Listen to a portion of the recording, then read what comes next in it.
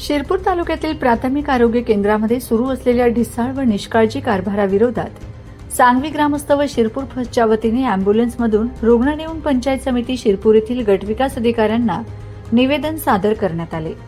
दिनांक 22 मार्च 2026 रोजी सांगवी प्राथमिक आरोग्य केंद्रात प्रसूतीसाठी आलेल्या पूनम राहुल गायकवाड या गरोदर महिलेला सायंकाळी सुमारे 7 वाजता आरोग्य केंद्रात आणण्यात आले होते। मात्र त्यावेळी आरोग्य केंद्र बंद असून वैद्यकीय अधिकारी अनुपस्थित असल्याचे आढळले। केवळ सिस्टर नर्स उपस्थित होती। वैद्यकीय अधिकाऱ्यांशी संपर्क साधला असता त्यांनी फोनवरून शिरपूर येथे हलविण्याचा सल्ला दिल्याने महिलेला उपचारासाठी शिरपूर येथे हलवावे लागले असा आरोप ग्रामस्थांनी केला आहे। तसेच आरोग्य केंद्रात 102 रुग्णवाहिका उपलब्ध असूनही डिझेल नसल्याचे कारण सांगून रुग्णांच्या नातेवाईकांकडून डिझेल टाकून घेतले जात असल्याचा आरोप करण्यात आला आहे।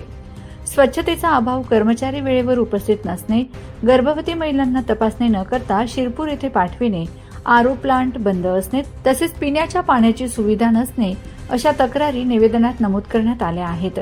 यापूर्वी वाडी प्राथमिक आरोग्य केंद्रात डॉक्टर अनुपस्थित असल्यामुळे एका गर्भवती महिलेला रस्त्यावरच बाळाला जन्म द्यावा लागल्याची घटना घडली होती। या पार्श्वभूमीवर आंदोलकांनी घोषणाबाजी करत आरोग्य विभागाविरोधात तीव्र संताप व्यक्त केला। सदर प्रकरणाची तात्काळ चौकशी करून दोषींवर कठोर कारवाई करावी, अन्यथा तीव्र आंदोलन छेडण्याचा इशारा ग्रामस्थांनी दिला आहे।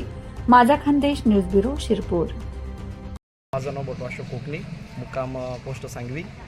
आम्ही सांगवीला आमच्या तिथं PSC सेंटर आहे बरोबर। त्या ठिकाणी आम्ही 7 वाजता एका महिलेला मी नेलं होतं डिलिव्हरीसाठी।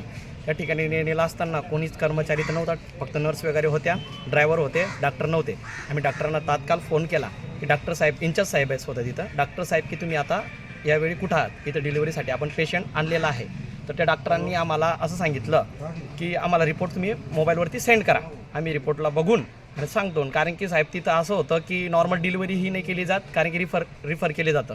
आजपर्यंत आजही रिपोर्ट काढला तिथं जास्त रिपरेशनच सापडेल, तुम्हाला डिलिव्हरी कमी सापडतील अशी व्यवस्था आमच्या सांगवी रुग्णालयाची आहे। त्याच्यावरती तातडीने दखल घेतली पाहिजे साहेब। त्या ठिकाणी डॉक्टर काही हजरच असतात।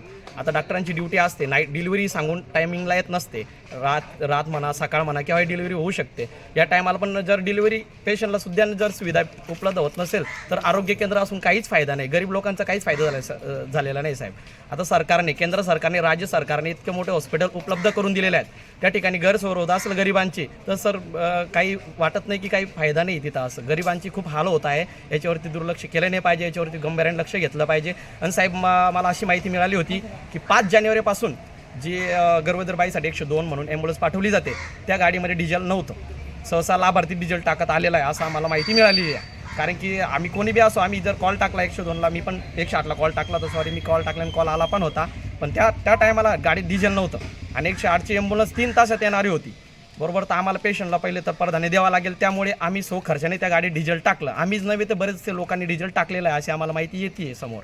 तर हे प्रकारने घडले पाहिजे। आपण ॲम्ब्युलन्स डिलिव्हरी महिलांसाठी ठेवलेली आहे आणि टायमाला जर ते पोहोचत नसेल, त्याचा फायदा होत नसेल तर हे सर चुकीचं आहे, याच्यावरती 100% कारवाई झाली पाहिजे अशी आमची सगळ्या गावकऱ्यांची नम्र विनंती आहे।